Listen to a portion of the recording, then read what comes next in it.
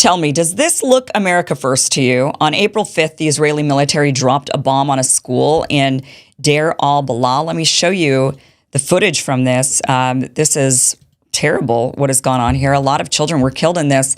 This is in central Gaza. At least 31 Palestinians were killed. Many of them were children. The school wasn't an accident. It wasn't caught in a crossfire. It was the actual target. But Israel claims, like they always do, that they were aiming at a Hamas facility that was hidden in or around the school. That's the official line. But the people pulling the bodies from the rubble, the Palestinian medics and the UN aid workers, say something else entirely. They say it was a functioning school that was filled with displaced families. No weapons, no militants, just classrooms turned into shelters. And this is part of a wider offensive launched that same week. On April 3rd, just 2 days earlier, Israel killed over 100 Palestinians in a single day. They say it's to pressure Hamas into releasing hostages. So we're going to kill your civilians until you give us the hostages. That's what they're thinking. Rather than just negotiating and continuing on with the ceasefire that they had already agreed to, that then they then said, we don't want to do the ceasefire anymore. We want to do a different one. And they try to strong arm the Palestinians out of that ceasefire agreement. I mean, that's the strategy. Just drop bombs on a densely populated area until Hamas goes along with the new unagreed upon ceasefire rather than going along with the original one. Meanwhile, hundreds of thousands of Palestinians are being displaced yet again. Israel has issued new evacuation orders for multiple zones in Gaza, northern Gaza, central Gaza, now even areas around Deir al-Balah. 2/3 of Gaza is now classified as a no-go zone. So where do you go when there's nowhere left? Okay, so let's move on to Rafah. This is where over 1 million Palestinians have been pushed into crowded camps and shelters. That's where another attack took place, one that should be on the front page of every newspaper in the country. On the night of April 6th, just this weekend, Israeli forces bombed a tent outside of Nasser Hospital, and that tent was used by journalists. It was clearly marked as a press site. Inside was a reporter named Hilmi al-Fakawi, and he worked for a local outlet called Palestine Today. He was burned alive. Now, I'm going to show you the video, but please be warned, it is graphic. Here it is. This is the journalist being burned alive. This is actually not the most graphic of the videos circulating. You can find those online. But when the strike hit, the tent caught fire instantly. Journalists sleeping nearby woke up to the sound of the explosion. One of them ran towards the flames and saw his colleague engulfed, and he tried to save him, but he couldn't. He ended up with burns on his hands and his arms. One of the clips circulating shows a man completely on fire, stumbling as others desperately try to put out the flames. And some outlets say the man was a second reporter, but most confirmed it was al-Fakawi who died in that strike. I do want to play for you. I'm going to play for you the. I'm going to put the sound on. Okay, so just be forewarned. This is graphic.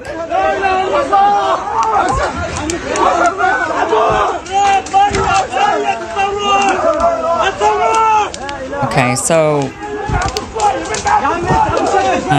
you get the idea. I mean, it's absolutely terrible. So he's there screaming. He's on fire. People are trying to put the fire out. That's way too much fire to put out. And if you saw in this clip here, they were trying to put this out, but they were trying to put it out with like water bottles. I mean, just see if I could fast forward to it here, and you could kind of see them like spraying it with water bottles. I mean, that's not going to put that fire out. But what do you do in that situation? I mean, it's just absolutely terrible. Several were injured in this. What is not in dispute is this. The site was a known marked media location, and Israel hid it anyway. They knew it was a press site. Since October, over 210 journalists have been killed by Israeli forces. 210. That's not collateral damage. That's not tragic accidents. That's a pattern. Okay, let's move on now to the killing of 15 paramedics. On March 23rd, 2 weeks ago, a convoy of ambulances and aid vehicles was driving near Rafah, and they were clearly marked, emergency lights flashing. Inside were Palestinian medics and aid workers, not fighters, not militants, first responders. But Israeli forces opened fire, and 15 of them were killed. 15. No weapons found, no military threat. The initial excuse from Israel was that the vehicles appeared suspicious and weren't signaling property. properly, but I want you to watch this footage. This was recovered from a paramedic's phone, and these show this. Again, this is, just be forewarned. This is graphic. You're not going to see anything, but you're going to hear what was going on there. This is paramedics that they were there on the scene. They got out of their vehicle, and the Israeli forces started shooting at them, and that's what you're going to be hearing here. So now, and I want you to pay attention to the vehicles, pay attention to the workers, and see if you think that they seem unmarked to you.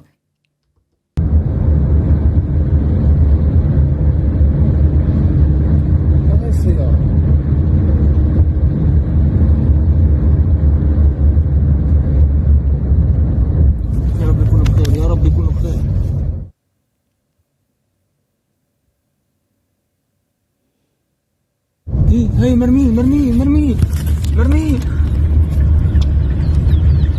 بسرعة حادث شيء.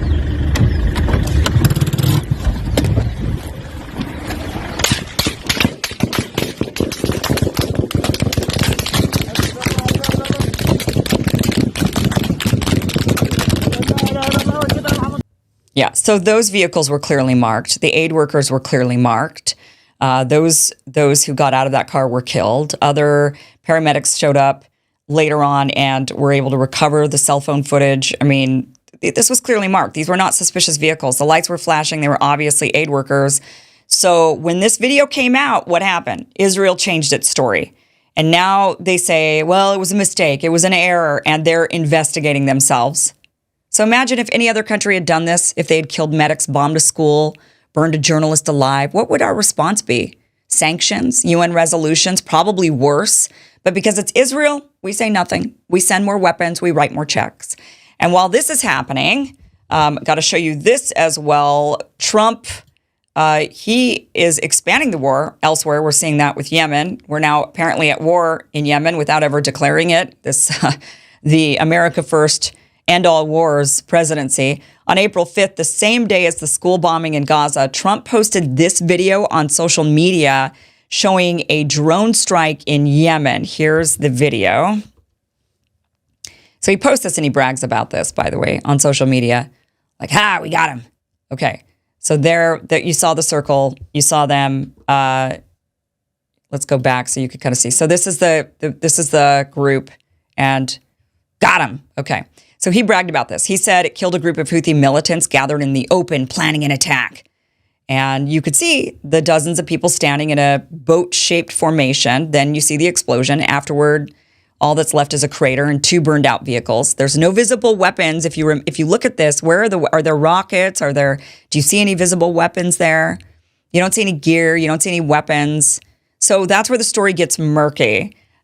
Local sources in Yemen, including tribal leaders and Houthi officials, say this wasn't a military meeting at all. They say it was a civilian gathering, a traditional Eid al-Fitr celebration. And they say that it involved tribal elders, not fighters, which looks like this. This is what a tribal gathering looks like. This is to mark the end of Ramadan. And they get together in this boat-shaped formation. And there's numerous images of, this is not the gathering, this is a gathering similar. And there's numerous images online of gatherings that look just like this. And they gather together in these boat-shaped, and you don't see any weapons, you don't see anything. And yet, that looks a lot like what's going on here. You see the people in the middle, and you see all the people gathered all around, and that's what this looks like. I don't see weapons. I don't see rockets. And I don't know how you plan an attack like this anyway, standing in a big boat-shaped circle. How do you talk to each other? I mean, wouldn't you be, if you're planning something, wouldn't you be gathering together, more sitting, closer together, and you're telling everybody, this is what we're going to do? So there's a real possibility that no one was armed, no one was planning anything, that this was actually just a tribal gathering. And some reports even suggest it was a Sunni tribal gathering, not Houthi at all. And if that's true, then the U.S. just bombed a group that's been on their side. Yeah. As of today, April 7th, the U.S. has not released any details, no confirmation of who was killed, no evidence, just Trump's video and a pile of questions. So since mid-March, the U.S. campaign in Yemen has killed over 60 people, this war that we're supposedly not in. We don't know who most of them are. No one's investigating. No one's asking questions. Human rights groups say this latest strike could violate international law If it hits civilians, it's a war crime, obviously. And again, this is the man who ran on ending endless wars, who said he would drain the swamp, who promised to put America first. So tell me, what part of bombing Eid celebrations in Yemen is America first? What part of burning journalists alive in Gaza is America first? What part of funding, defending, and excusing a government that kills children in their classrooms is America first? It's not.